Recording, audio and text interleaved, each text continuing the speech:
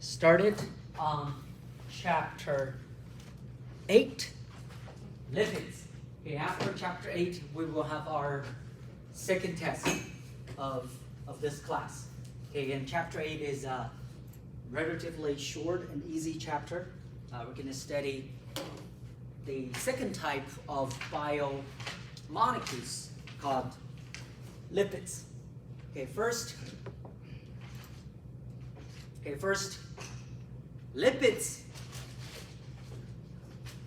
This type of biomolecules is different from the other three types we mentioned earlier in chapter 7, carbohydrates, proteins, and nucleic acids. Lipids is a unique type by they're not considered as macromolecules. They're relatively small molecules. And number two is lipids are a type of molecules that are hydrophobic, also different from the other three types. Okay, those three types of molecules in our body are mostly hydrophilic. They can interact with our body fluids. They're soluble. They're mostly interacting with water molecules. But lipids are not soluble in our body fluids. And later on, we're going to briefly mention that in order for lipids to be transported in our bloodstream, they need to be carried by proteins, for example. Okay, they cannot be dissolved in water because they're hydrophobic. Okay, lipids are energy-rich biological compounds that are insoluble in water. Okay, insoluble. But on the other hand, lipids can be easily dissolved in organic solids. Okay, if you have any fats and oil, right, you cannot wash them away with water. But if you try, and later on next time, if you try wash with gasoline, for example, if you have something and you will feel that lipids, that the fats and grease can be easily washed off by gasoline, because gasoline is a combination of hydrocarbons. Okay, and another feature of lipids is lipids. This class of molecules have a great structural diversity. You can see this picture shows you the structures of 6 types of lipids, which we're going to study them all in this class. And of course, when you look at the structure, they're very complicated. Even though we talk about they're small molecules, but if you look at the structures, they seem to be complicated. We have a way of studying them and have a way of representing their structures instead of drawing their structure, because even though there's 6 molecules shown here, but the structure can vary a lot in our biological systems. So in this chapter, we have a way of classifying them, to learn them in a systematic way, and also our way of drawing lipid structures. Okay, again, these are some types we're going to study in this class. Okay, first let's take a look. How do we study this chapter? Okay, how do we study the diversified structures of lipids?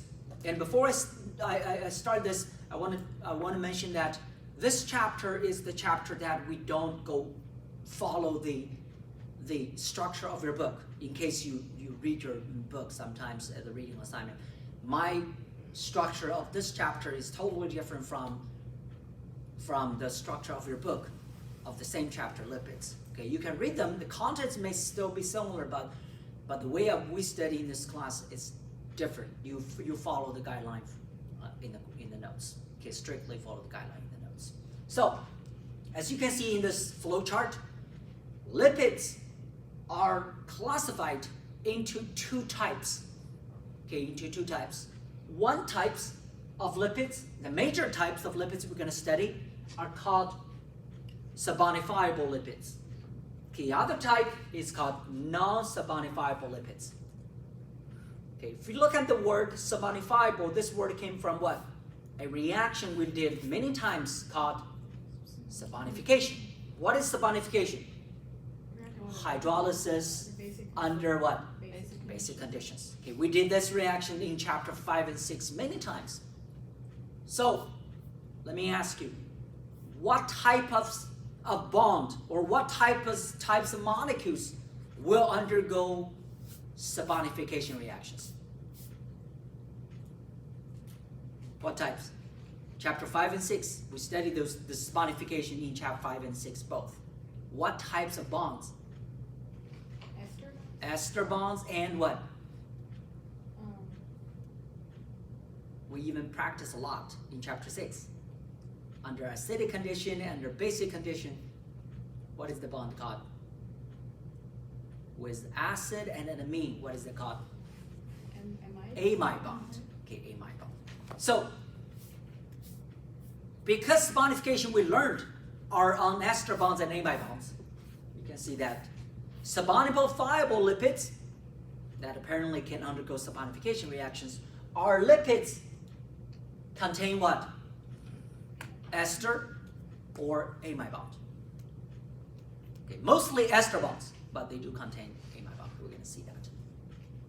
Okay, at least they have an ester or an amide bond. That's why they're classified on what? Sabonifiable. Meaning what? They can be hydrolyzed. Okay, they can be hydrolyzed. The other type, of course, non-sabonifiable means what? They don't have any amide or ester bonds in their structures. Okay, next question. We know sabonifiable lipids are molecules or lipids containing esters or amide bond, right? What is an ester? Ester is formed between what? Carbon. A carboxylic acid and alcohol, right? Remember, that's how we make an ester. So, based on that topic we studied in chapter 5, we further classify sabonifiable lipids into two types. One type, we call them simple lipids. In simple lipids, you only have the ester and alcohol components. Remember, we're making ester. Okay, you only have alcohol and acids for the ester bond. Okay, to make an ester. So basically means what? Simple lipids are what? Purely esters. Okay, purely esters. Between acid and alcohol. Of course, the acid we later on we're going to study right away are called fatty acids. On the other hand, complex lipids are lipids containing acid, alcohol, and some other components. We call them complex. So now you have a better view of how do we classify the diversified structures of lipids. Got it, guys? First, what? Sabonifiable or what? Non-sabonifiable means what? Either you have an ester bond or what? No ester bond at all, or amide bond. Good? And our focus will be sabonifiable lipids in the first part of the big part of this chapter. And they can be further classified into simple and what? Complex. What's the difference? Simple lipids are basically esters between acid and alcohol. That's it. Complex lipids, besides the acid and alcohol, have what? Other components such as phosphate. Okay, such as phosphate. So we're going to study with that again. This picture is the one you use to study this whole chapter. If you have this guideline in your mind, what you expect, you can no problem of drawing the structure of lipids. Again, every one of you will be able to draw the structure of lipids our own way. Okay, I'm not asking you to draw details like the previous page does, but you have your own way of showing every single lipid if people ask you. Okay, so let's take a look. The acid. Okay, we said no matter complex or simple lipids contain what? Acid and alcohol. So what is the acid? Because that's unique for lipids, for all kinds of lipids. The acids that are components of lipids are called fatty acids. Okay, what are fatty acids? Fatty acids are carboxylic acid with what? The functional group COOH. Do you guys see that? It's just carboxylic acid. But with a what? Long chain tail. Okay, long chain tail. What is the long chain tail? Hydrocarbon tail. Okay, alkane tail.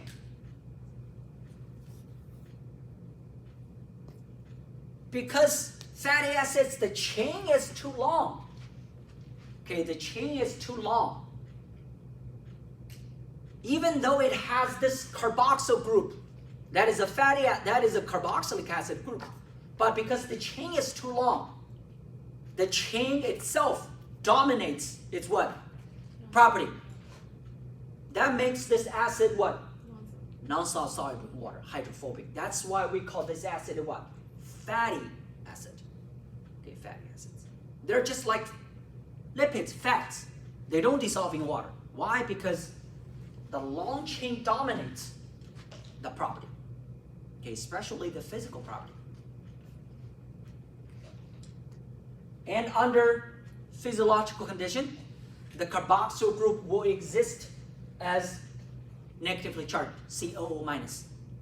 That hydrogen will be ionized. Okay, ionized.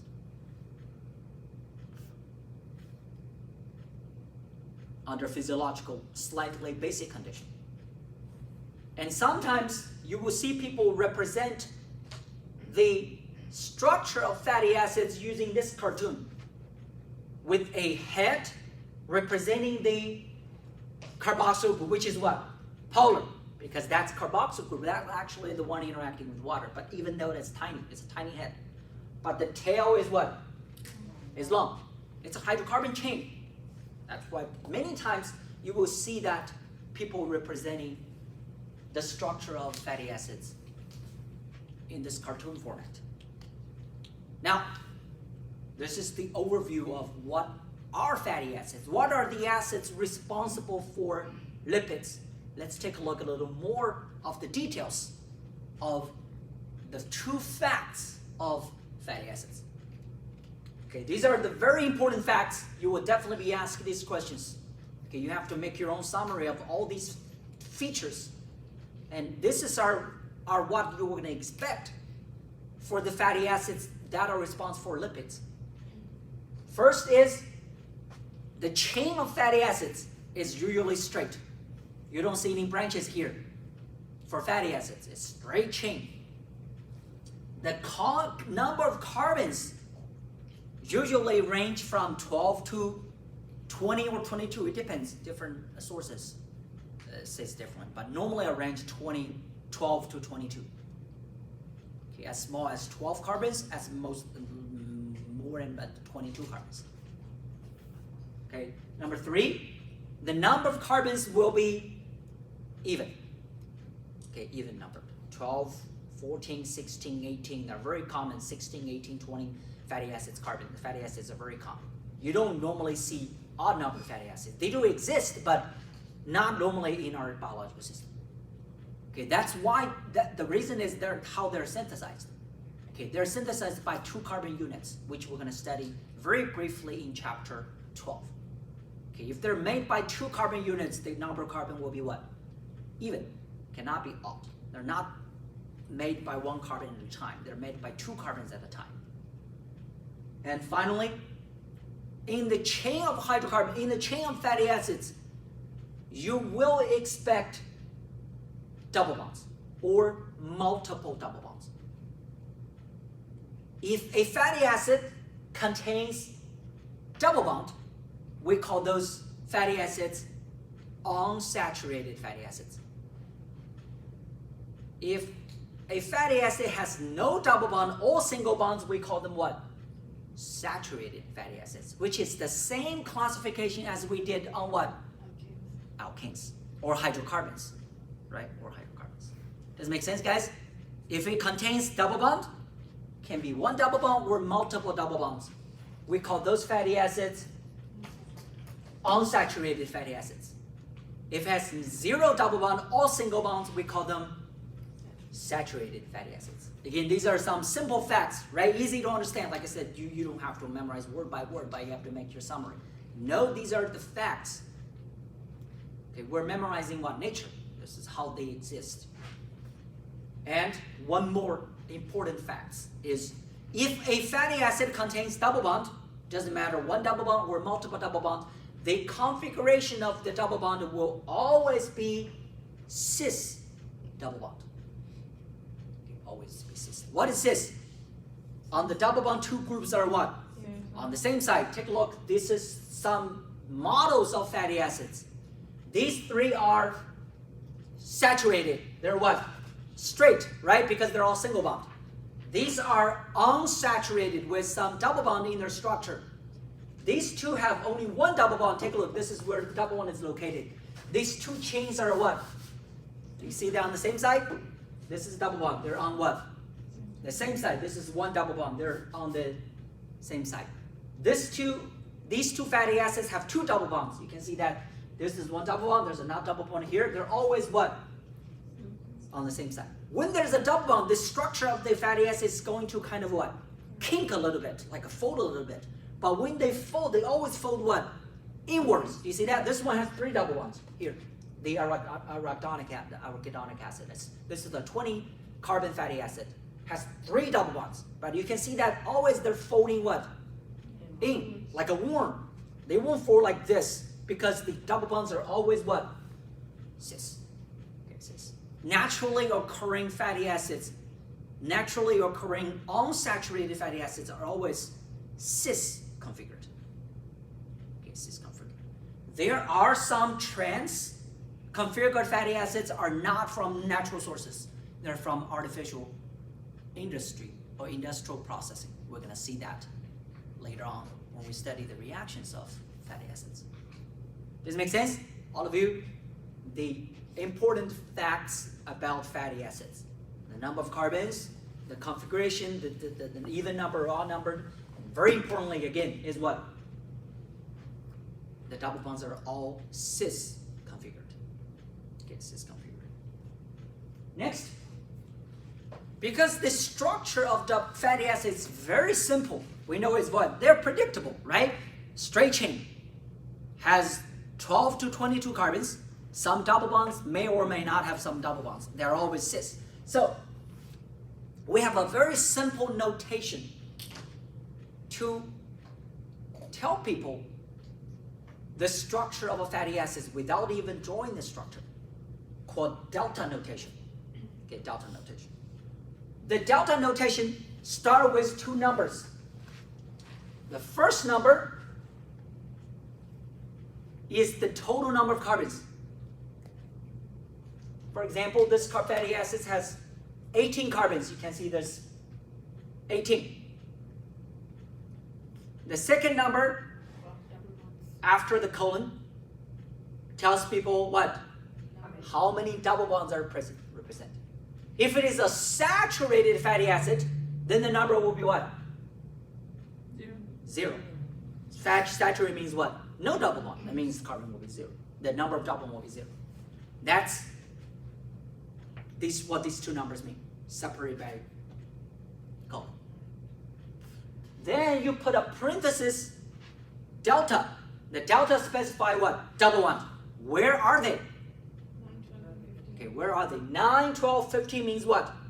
The double bond is between 9 and 10, 12 and 13, and 15 and 16. Remember when we name alkenes, we locate the double bond with what? With the lower number. The same idea here. Use a superscript on the delta. Delta again means unsaturation. Okay, unsaturation. The location of the double bond is 9, 12, 15. If needed. Sometimes people don't ask where it is, then you don't even need the delta. Only these two numbers will be sufficient. And of course, when you locate the double bond, you assume what?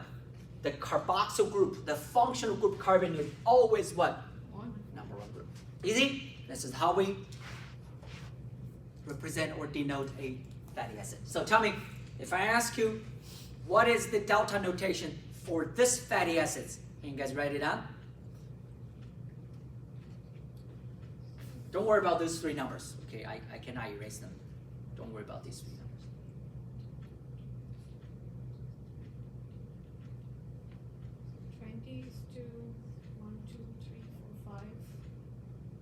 What is the notation?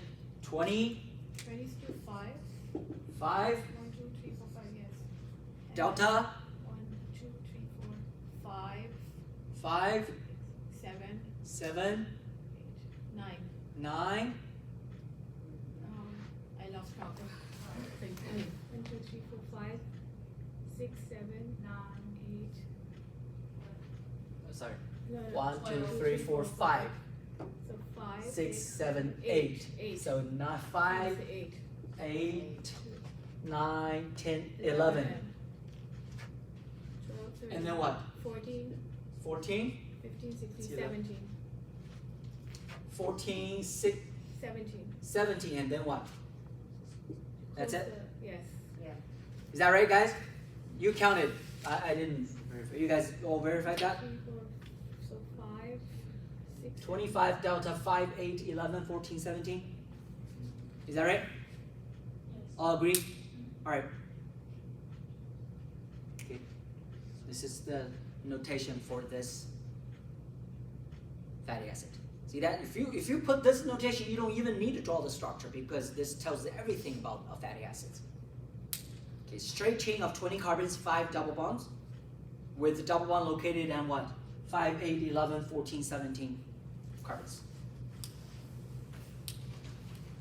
You can see that even in the structure, we draw the double bond always what? Cis double bond. The shape of the molecule will be very curved, like a dead worm. Okay, very curved because of the cis double bond. Does it make sense, guys? All right, next. Okay, next. You don't have to know this notation. I just want to show you. Some fatty acids, okay, some fatty acids belong to different families, especially those unsaturated fatty acids. And those family relationship becomes very apparent when the double bond position is specified to the other end of the fatty acid. Okay, for the other end of fatty acids. As you can see shown in this picture, if the first double bond to the other end of the fatty acids is 6 carbons away from that end, the methyl end, we call the fatty acids omega-6 fatty acid. If the double bond is 3 carbons away from the other end of the fatty acids, we call those omega-3 fatty acids. Okay, if you study all the structure of fatty acids, you will find out a lot of fatty acids are omega-3 and omega-6 fatty acids. The omega stands for what? The first double bond on the other end. And how far is it away from the tail of the fatty acid? I bet you guys have heard of this type of notation when you buy some fish oil or some nutritional supplement. They call it omega-3, omega-6. This is what they're talking about. Okay, they're called the family of fatty acids. Those fatty acids all have a double bond on the other end, which is close to how far is it from. Okay, they use. But take a look at their notations. Use the same way.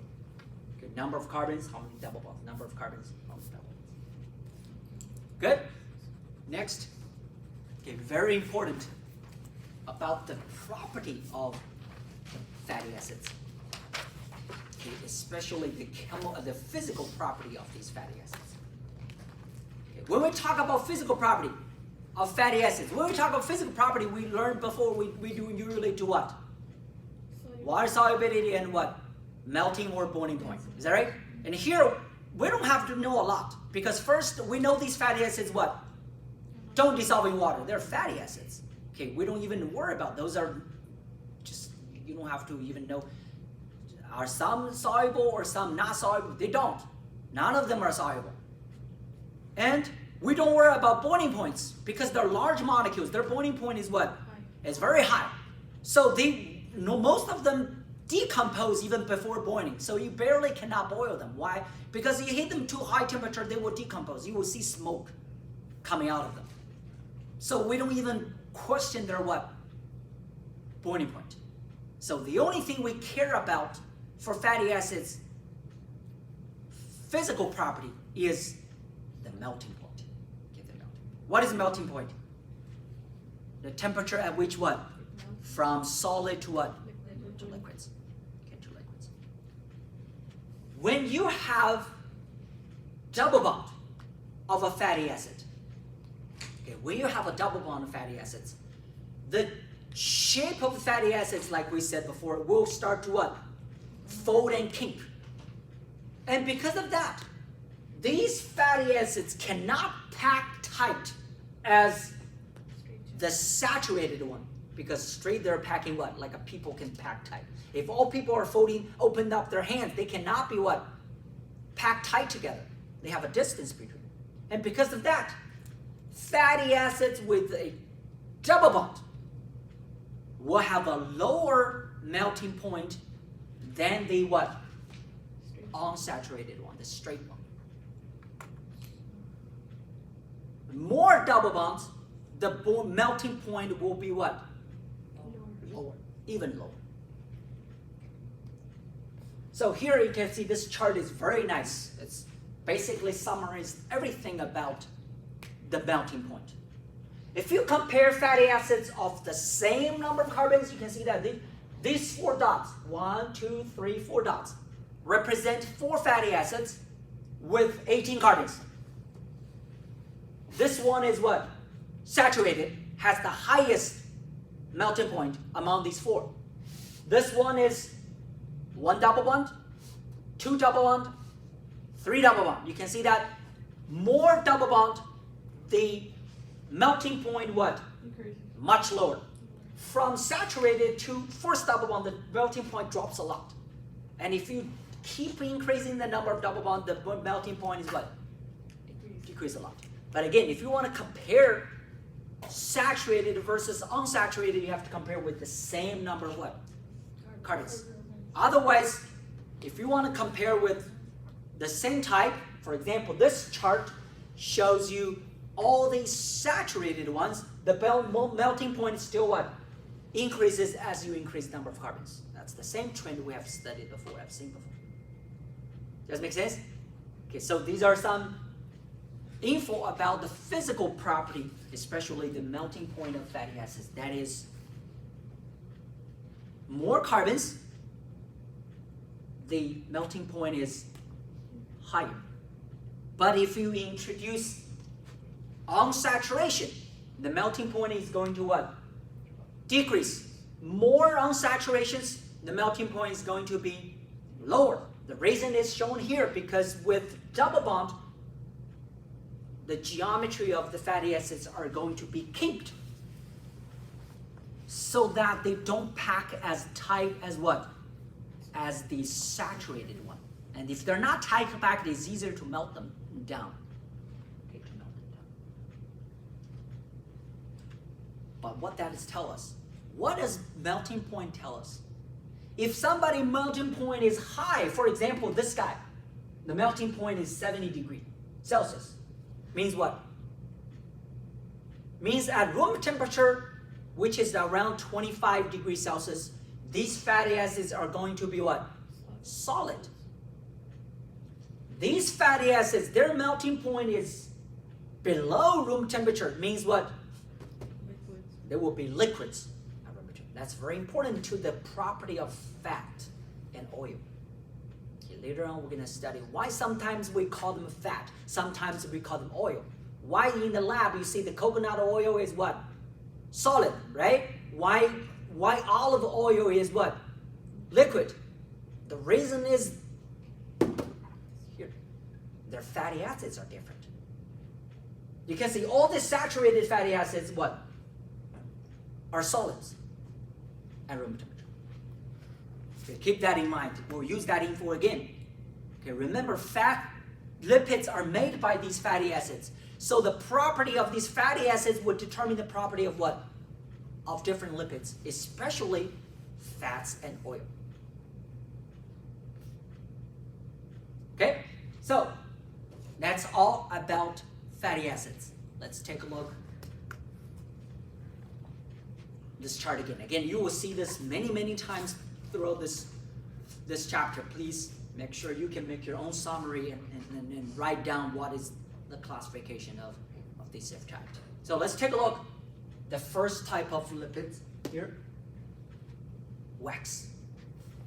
Okay, wax. Of course, to be a better term, we call these types of waxes biological wax. Okay. course, we're talking about lipids. They're from biological systems. There are some wax that are not from biological, from petroleum oil. Okay, there are different types of wax. But take a look at the wax. It belongs to what? Simple lipid. What is a simple lipid? It's a one type of saponifiable lipid. What is it? What components do we expect in a simple lipid? Fatty acid and what? Alcohol, nothing else. Okay, so let's take a look at wax. And by the way, we don't have wax in our body. Wax is in nature, mostly in plants. Okay, animals normally don't have wax. So what is wax? Wax is a simple ester between a fatty acid and a long chain alcohol. Very long chain alcohol, even longer than fatty acids. Okay, this is an example. You can see this fatty acid has 16 carbons. This alcohol has 30 carbons. But remember in chapter 5, I told you many times, when you see an ester, you look at what? The ester linkage. Is that right? This is the ester linkage, CO what? OR. You see that? And then you put your finger on the ester bond, CO single bond. The one with the CO double bond is from what? Fatty acid. The one from OR is from where? The alcohol. You see that? It's a very simple structure, just one an ester. The only difference here, this ester, is the R and R here are what? Very long straight chain molecules. This is a structure of an ester, of a wax, I'm sorry. Of course, in this class, you don't even need to draw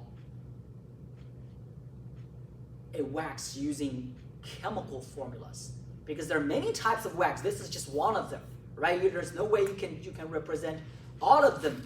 So how do we represent all of them? In this class, we use formula like this called the block diagrams to represent the structures of lipids.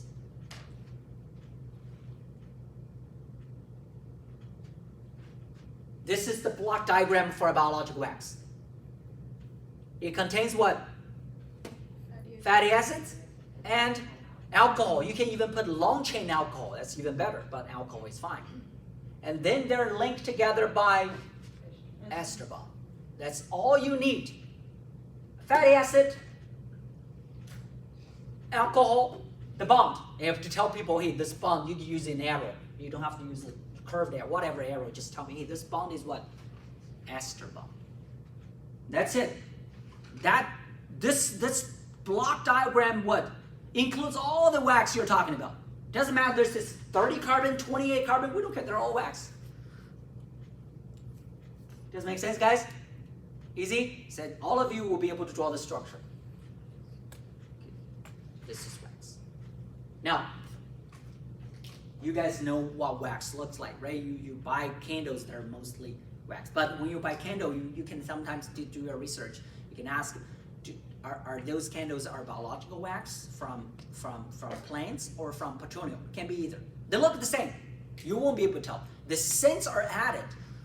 Okay, they're all odorless. Wax is odorless, but they may contain certain scents that are added by using, for example, we're using essential oils. But again, they're from different sources. Okay, but I want to show you a structure and a model of wax to ask you guys, take a look at the structure of this wax. Besides the ester group, these are two oxygens, COO, right? You see that? Besides that, take a look at this structure of the wax. It more looks like a what? More look like what? A what? Saturated what? Hydrocarbon, is that right? Except it has two oxygen in it. Besides that, this whole thing is what? It's a chain of what? Hydrocarbon. Okay, chain of hydrocarbon. That's why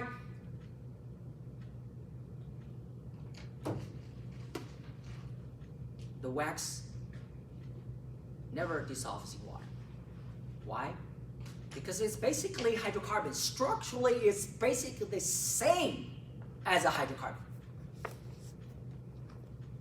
Even though it has an ester bond, this ester bond is extremely hard to be hydrolyzed. Why hard? Because this ester bond is surrounded by what? By this long chain. Water cannot even get close. So first of all, they don't even dissolve in water. And number two, water is hard to get close to what? To the ester bond to hydrolyze it. So wax is very stable. And number two is because the structure of biological wax is basically a hydrocarbon, so you wouldn't be able to tell a biological wax away from a synthetic wax or a petroleum source wax. They look exact the same. The burn is exact the same. The only difference is biological wax has 2 oxygen in here. All right, so again, we don't have wax. Okay, wax are normally present on the surface of some plants like leaves, right? You see some in the morning. The leaves are in the dew are in the shape of very nice bead type. Most likely the leaf's surface has a layer of wax because it doesn't like water. The water has surface tension in the form of a ball, a tiny bead. All right, so very briefly, we're down for wax because again, it's not present in our animal biological system. Okay. Next, after you know what to expect for simple lipids, we will spend most of the lecture today discussing our most important type of lipids called triglycerides. Okay, triglycerides. Again, triglycerides is a what? Simple lipids means it has what? 2 components, fatty acid and alcohol, nothing else. They're esters. Okay, they're esters. So, take a look at triglycerides. First, the name. Okay, triglycerides. I call it most of the time called triglycerides. Your book and some other source also call it triacylglycerols. You don't have to do that, but you have to know, if you see this name, you know they're triglycerides.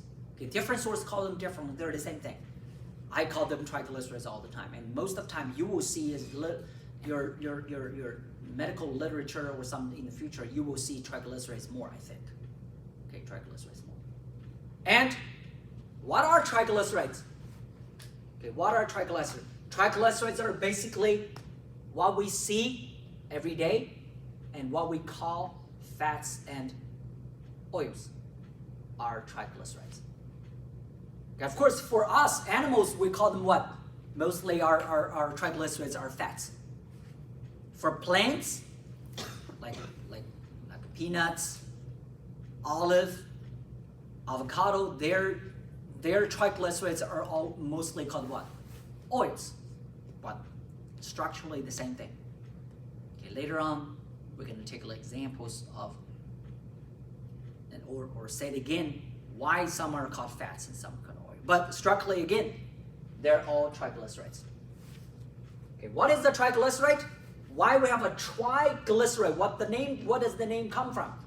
The name comes from the alcohol. The alcohol is a 3-carbon alcohol with 3 hydroxyl groups. We have seen this alcohol in chapter 3, in fact. And we call this alcohol glycerol. Okay, glycerol. Sometimes you call it glycerin. It's the same thing.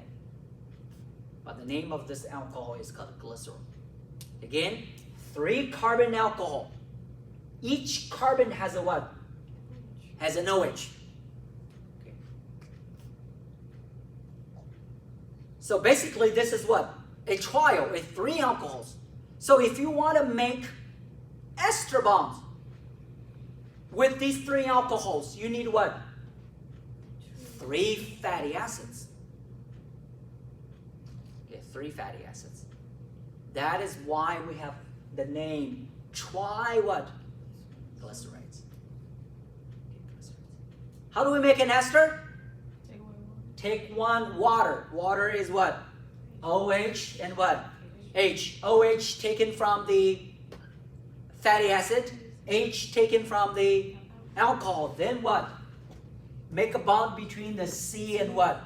The O. That's why you have COO. COO. You just do it what? 3 times. You can see that? you get triglyceride. Okay, this is the ester bond, ester bond, ester bond. R1, R2, R3 are the tails of the fatty acids. Okay, are the tails of the fatty acids. Triglycerides are the most abundant type of lipids in our human body.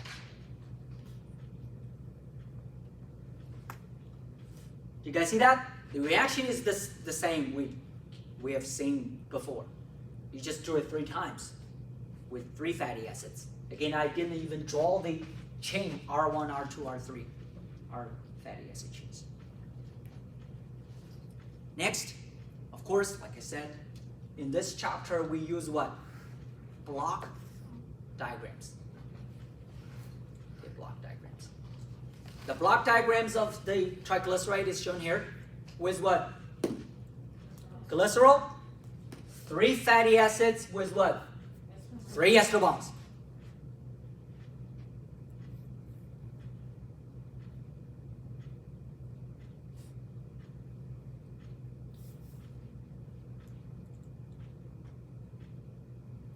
Two important facts about fatty acids.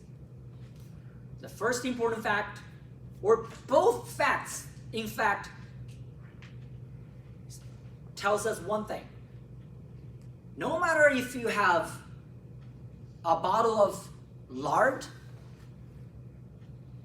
a bottle of peanut oil, they are both a huge mixture of triglycerides. The mixture has the so-called mixture has 2 double meanings.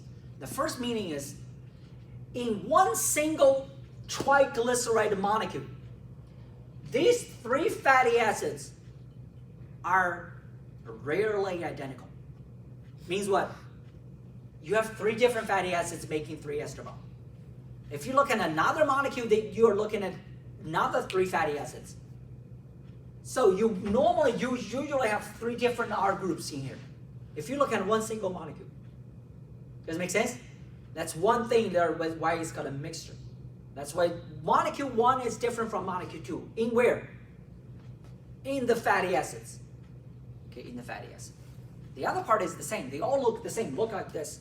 But the fatty acids in one single molecule will be different from the other. And also the fatty acids in the same molecule will also be different. So if you have a bottle, again, of fat, a jar of fat, every single molecule is what? Is different from the other. I mean, if you have 2 molecules identical, that's just odds, called coincidence. They're rarely the same. That's why these 2 are specified or talking about. The R1, R2, R3 in natural occurring fatty acids are rarely identical. So you're talking about 3 different fatty acids in one single molecule. And also, naturally glycerides are normally a mixture of all kinds of triglyceride molecules. Does it make sense, guys? That's some facts about triglycerides. You're talking about a huge mixture. No one is the same as the other. Okay, another important feature of fatty acids is, again, why we call them fats versus oils. Their names are only depending on their physical property or physical state of being either a solid or liquid. If it is solid, we call it fat. If it is liquid, we call it an oil. They're both triglyceride, like this. Now, why some are oil, some are fats? We have to turn back to the one we studied earlier about the melting point of what? Fatty acids. We said fatty acids with double bond will what? Have lower melting point. If the melting point is below room temperature, they will be what? Liquid. That's the reason here. If a mixture of fatty acid, a mixture of triglycerides have relatively more unsaturated fatty acids, then the melting point of the triglyceride will be what? Will be lower. Then you are looking at a bottom oil. If a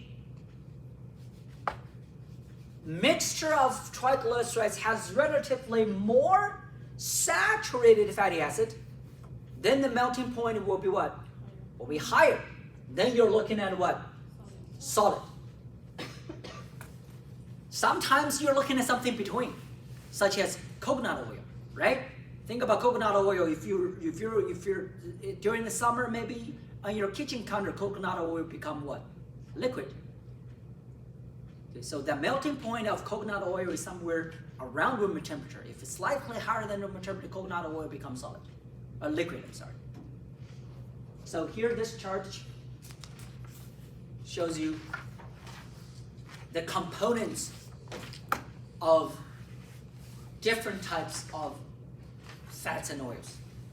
Okay, you know most of them, and you know that you actually can tell if I give you and you know what they're fats and oils. But now take a look at their percentages. There's no definitely line of what percentage gives a solid, what percentage gives a solid. But based on the data, you can actually have a general idea of yourself by yourself.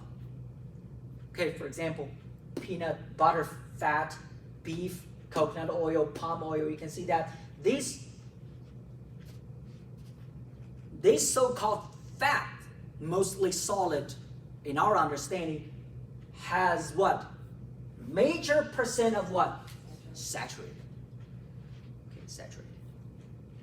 These peanut oil, soybean oil, olive, canola oil, this so-called oil, their unsaturated is what? Is high, much higher than what?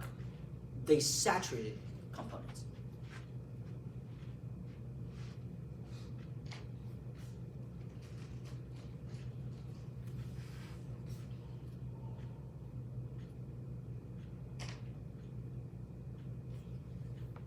Okay, especially sunflower oil, you can see it has almost 90% of unsaturated, whereas a lot of polyunsaturated means what? With a lot of multiple double bonds fatty acids. I don't know what's safflower. What is safflower oil? Have you guys had it? What is safflower? I don't even want that know. Most of them I've seen or I have them. I don't know what safflower. You guys can check, right? But again, give you an idea about what determines the physical state of a triglyceride is what? Is the relative amount of saturated versus unsaturated. Does it make sense? Good? Next. Okay, in this chapter, we don't talk about a lot of reactions. The only reactions we're going to talk about in this chapter are kind of like a review of what we studied of chapter 5, the hydrolysis of esters. In here, of course, we want to take a look at the hydrolysis of triglyceride. Okay, triglyceride. This reaction shows you a hydrolysis reaction of this triglyceride. We know a triglyceride contains what? 3 ester bonds. So when you have a hydrolysis reaction, you do this hydrolysis what? 3 times. What is hydrolysis? Cleave the ester bond, add OH to the acid, add H to the alcohol. Do you guys see that? Add H to the alcohol, add H to the alcohol, add H to, and add OH to the acid, add OH to the acid, add OH to what?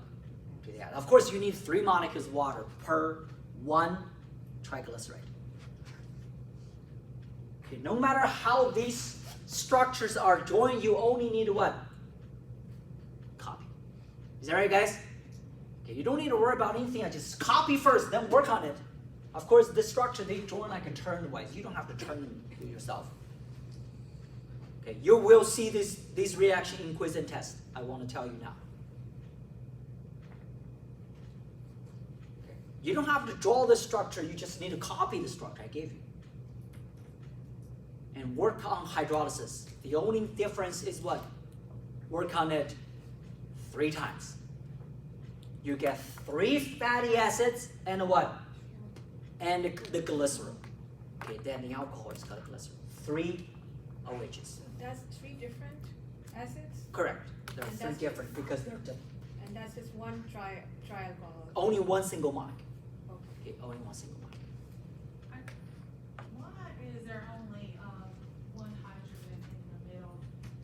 Where? At the top, This one? to the left, to the left. Here? Yeah, see where it says like CH2, and you go down, it says CH. Because this is the middle carbon. Middle carbon has 2 carbons bonded to it. Okay, Total is 4 bonds, remember that? okay. This carbon has 2 carbons and an oxygen, so you only can have what? One oxygen. These carbons are kind of like 2 ends. There's no other carbon. There's only 1 carbon on it. That's why you have 2 hydrogen on it.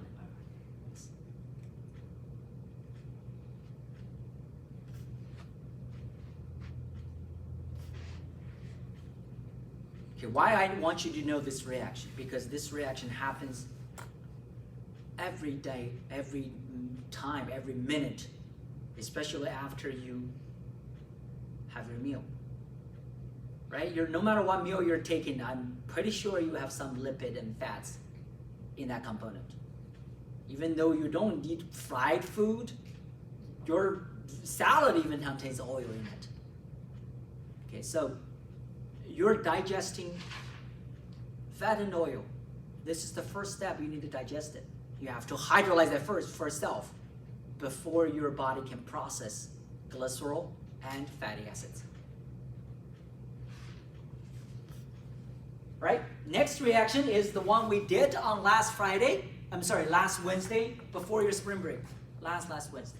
Is hydrolyze the triglyceride under basic condition. We call that what? Saponification. Remember that? You all did this reaction with oil. For real. In the lab. Your product is still on the window. I just checked in the morning. All had soap. Okay, some are softer, some are harder because most of you use coconut oil. Their soap is hard. Okay, I use olive oil or avocado. I forgot. It's softer then. Unlike hydrolysis, saponification, besides the alcohol itself, it doesn't change. But the fatty acids will be converted to what? Salt. COOH becomes what? CO minus, CO minus, CO minus. Na plus is from sodium hydroxide. So on the window, on the bar of soap, what do we have? The mixture of these guys. This is soap. Okay, this is soap. Again, R1, R2, R3. If you see R1, R2, R3, you copy R1, R2, R3. If you see real structure of R1, R2, R3, you what? You copy R1. You don't need to worry. Only thing you're working on what? Are these 3 bonds. OH to the acid, H to the alcohol. Then change the COOH to what? COO minus, if it is under basic condition. Does it make sense, guys?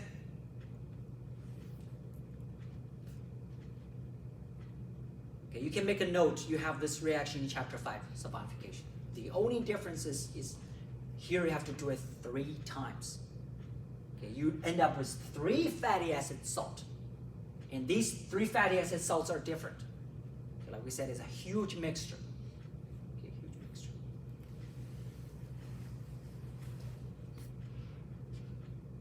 Okay, we didn't talk about that in our Wednesday lab. Why fatty acid salts are or can be used as soap. The reason is in this picture. Fatty acid salts, just like fatty acids, has 2 parts, the molecule. The head is very polar because it's what? It's salt. It's charged. And the tail is what? It's non-polar. So this is what a soap molecule looks like. Except the soap molecule is not water soluble. Why? Because it's what? Salt. Okay, fatty acids don't dissolve in water, but this one is solid salt. Because why? The head is more polar than COOH. What this molecule does is shown here. Why we can use it as a soap. Soap is used for what? To wash grease, bacteria, etc. Those things that cannot be washed away by what? By water, right? If your dirt, mud can be washed away by water, you technically don't need soap. Soap has one function is, of course, kill bacteria. Virus, we can talk about later in later chapters, because soap is a detergent that will destroy their cell membrane. But most importantly, soap is used to what? Wash off grease on your clothes, on your hand. Why it can wash away grease? Because soap molecule can serve as a dual intermediate. The tail of the soap, which is what? Hydrophobic, can be inserted into the grease particle. So your grease now is surrounded by what? By the head. The grease itself doesn't like water, but after soap is surrounding it, the surface of the grease is now what? Hydrophilic. It likes water now. Remember, the head is what? Polar. So you're changing the grease from non-polar to what? To polar, with the help of what? The soap. So now this water can rinse this whole thing away. That's why fatty acids, salts are used as soap molecules. Okay, again, this Wednesday we're gonna work on the soap we got and test the pH, test the washing power, and after that, after the pH is safe, around neutral, you guys can take it home. We can use it, in fact.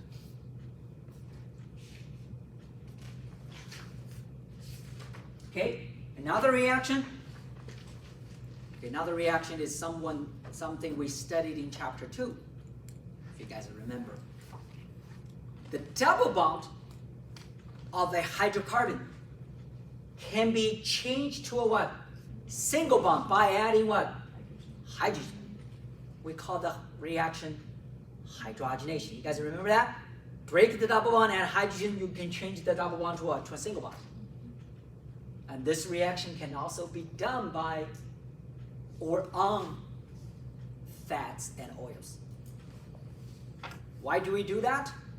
Because food industry knows some consumers like the taste or the texture of saturated fat or something between.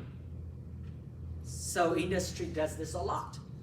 By hydrogenating the fatty acids, especially of course the unsaturated fatty acids of some oil, either fully saturated or either put it into fully saturation or partially saturation to give you a solid product or a creamy, half solid, half liquid product. Okay, this is driven by our taste. We like it apparently, otherwise we won't do that. Okay, those oil are used by consumers, okay, such as this peanut butter, stick soft spread of margarines, and some spread sprays. They're industrialized, processed fat and oil.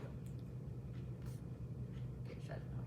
Again, sometimes they fully hydrogenate the double bonds. Sometimes they partially hydrogenate the double bond. Now, this process can give you a tasty, maybe tasty product, but there is a very inevitable side reaction or side process. That is the isomerization of the double bond. Remember we said all naturally occurring fatty acids, the double bonds are what? Cis. But during that process of saturating it, some of this cis double bond can turn into trans on the surface of the catalyst. Remember, hydrogenation need a metal catalyst. The same thing here. And that's inevitable. Okay, that's an inevitable side reaction during hydrogenation, during the industrial food processing process. That is why we get trans fat. Okay, if you read your label, you can see that the food label always put what? Trans fat. A lot of them, even they process the food, shows 0 trans fat. It doesn't mean it is 0, 0. Okay, FDI has a guidance. Okay, you can read further. I forgot the number. If it is below a certain number, the advertisement, the law allows them to label it as 0 instead of the true value of the trans fat. But keep in mind, if you're consuming processed food, especially processed fat and oil, there is going to be trans fat in it. Why it's not good? Because trans fat with trans double bond cannot be metabolized by our biological system. Remember, we can metabolize what? Cis double bond. We cannot metabolize trans double bond. And their fats and oil means what? You cannot get rid of them in your urine. So they most likely will be stored in your fat and body oil because they like that part. They will be stored in your body for a long, long time because they don't get what? Processed. They're trans. The fatty acids are trans configured. Okay, again, this is inevitable process. All processed food, cookies, cakes, as long as you're using some unnatural, non-natural source of fat and oil, you will consume a certain amount of trans fat, even though on the food label claims 0. The FDA has a guideline. You can do more dig on it. Right? So let's move on one more, then we'll stop. Okay, this Wednesday we'll do more review. After we'll summarize the whole chapter. You can take the quiz on Wednesday, the same Wednesday. Okay, we'll study one more, then I'll stop. And next time we'll start by reviewing that and move over to the next. Okay, the most part of the chapter is done. The most important part is triglyceride. But again, our focus on this chapter is sabonifiable lipids. So let's take a look at the next type. Next type is called phosphoglycerides. Okay, phosphoglycerides. It is a complex, belongs to a complex lipids. What does complex mean? It means what? Fatty acid. It has fatty acids, alcohol, and what? Other components. Something else. Other components you can tell actually by the name. What is the other component? Phosphate. Because it's called phosphoglyceride. Remember, that's why I said you will see this chart a lot and you can make a summary by yourself, because the most important thing structurally is about the block diagram, right? You need to show what components are there and what bond, of course, linking these components. Now you know what components you're expecting. Let me ask you. We know it has fatty acids, alcohol, and phosphate. But based on the name, and compare the name of triglycerides, we can tell the alcohol of phosphoglyceride is what? It's the same as triglyceride. Is that right? What is triglyceride? 3 fatty acid and what? Glycerol. That's why it's called triglyceride. Here you can see that it's called phosphoglyceride. Means what? The alcohol is what? Glycerol as well. Is that right, guys? Take a look at the name. That's why I make this naming, then the naming from your book. Okay, again, you need to know the name of your book too, but because sometimes they practice or something, they call it that way. Okay, so let's take a look. What are phosphoglycerides? Okay, again, phosphoglycerides, your book called it glycerol phospholipids. You can see the same. You can still see the glycerol part, but another name is phosphoglycerides called glycerol phospholipids. It has, like we said, glycerol, fatty acids, and other components. The other components, one of them is a phosphate. Here, this picture, I list these two structures. On the right is the one we just studied, triglyceride. It has what? Glycerol, 3 fatty acids, 3 ester bond. Okay, take a look. This is the comparison. Now let's take a look at triglyceride, a phosphoglyceride. Phosphoglyceride, again, the alcohol is what? Glycerol. It has 2 fatty acids with 2 ester linkages, of course. But unlike triglycerides, it has 3 fatty acids. Phosphoglycerides on the 3rd alcohol, it doesn't have a fatty acid, it has a phosphate ester. Okay, we also study chapter 5, phosphate ester. What is phosphate ester? POO is phosphate ester. Okay, we have a phosphate on the glycerol.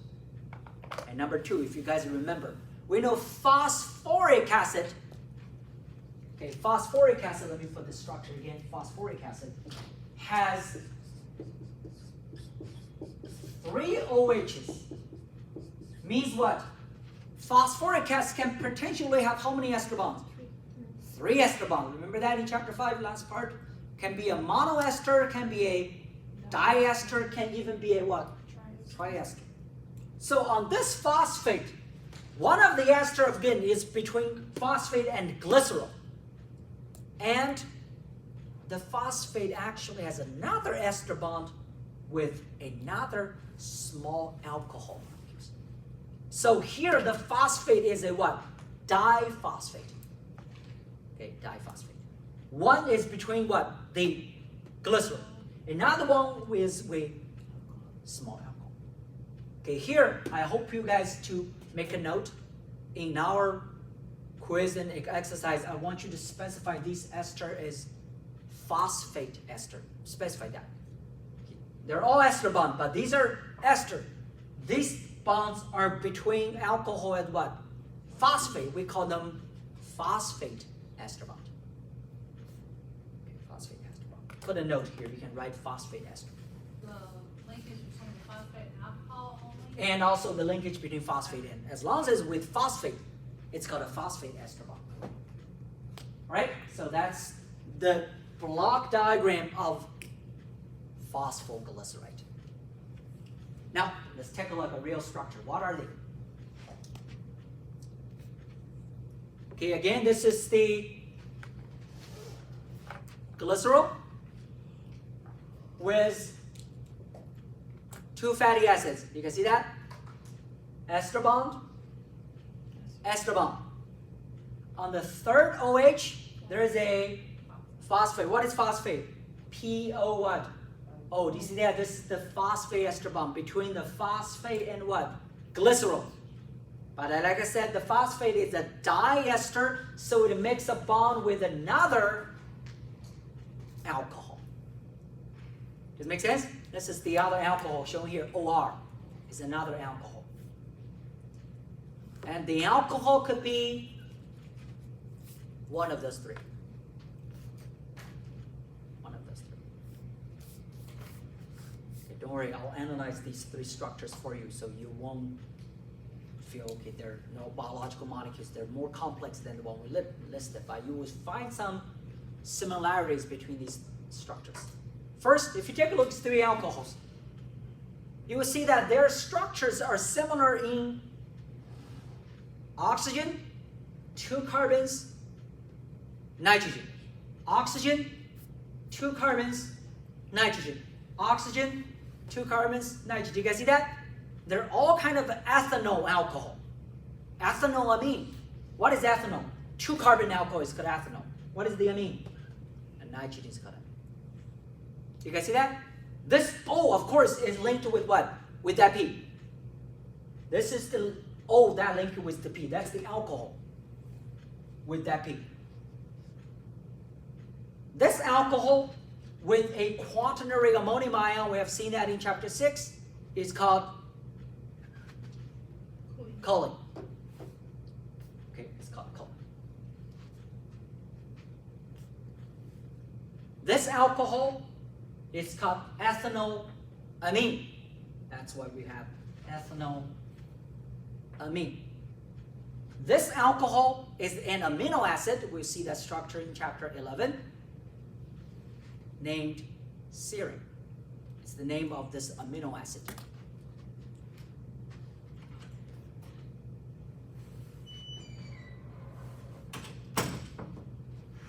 Okay, again, this is the structure of phosphoglycerate. Okay, structure of phosphoglycerate. Okay, last 2 slides. We're down for this.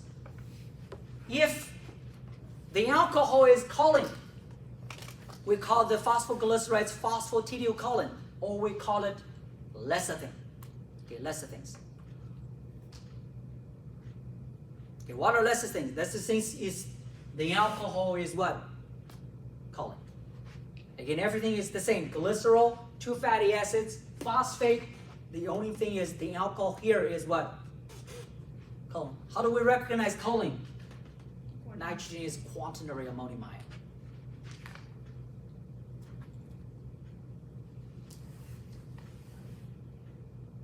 Okay, lecithin. Lecithin is found. Okay, lecithin is found in egg yolks. A lot of the egg yolks are lecithins, and soybeans are a very good source of lecithins. And lecithin can be used as a cooking spray. Next time you buy a cooking spray, spraying your cooking pan for prevent sticking, check the label. Most likely it will tell you it's lecithin. Of course, soybean source lecithin. People normally don't extract lecithin from egg yolk. It's more expensive. How did you say you knew it was choline? The nitrogen has 4 carbons on it. Okay. Okay, the nitrogen has 4 carbons. Okay, what is it? Lecithin again? Phosphatidylcholine. It's one type of phosphoglycerate. Another type of phosphoglycerate is called cephalins, in which the alcohols are either the ethanolamine or the amino acid. Again, I will not ask you to draw the structure. You only need to recognize them. Okay, first recognize it is a what? Phosphoglycerate. What is a phosphoglycerate? Glycerol, 2 fatty acids, phosphate, and a what? Alcohol. The alcohol, again, is always oxygen, 2 carbons, and what? Nitrogen. If the alcohol is one of these 2, not choline, then we call the molecule phosphatidylethanolamine or phosphatidylserine. And they're both called cephalins. Okay, cephalins. When you see the word with the prefix cepha, what is the cepha? What does the prefix indicate? What does cephalus means? No? Brain, head. Okay, cephalins are found in large amount in our brains. Okay, in our brains. In our white matter of brain, nerves, neural tissue, and spinal cord are the source of cephalins. Okay, when we study the lipids, you have to know where they are. I said these are the lipids in our biological systems. They are in our nerve tissues. The white nerve tissues, lipids are cephalins. What are cephalins? Phosphoglycerides with what? With ethanolamine or serine. Again, I will not ask you to draw them. You have to recognize them. Know what they are and what the type it is. Good? That's all for today again. The last part, I know phosphoglycerate is a little more complex. That's what we call them, complex lipid. Glycerol, 2 fatty acids, phosphate. The only difference is where? The alcohol. Okay, the alcohol. The alcohol classify the phosphoglycerate into 2 types. Okay, lecithin and what? Cephalix. Alright guys, I'll see you on Wednesday. We'll finish the chapter, I think within 40-50 minutes, then we'll do an overview of the chapter before the quiz.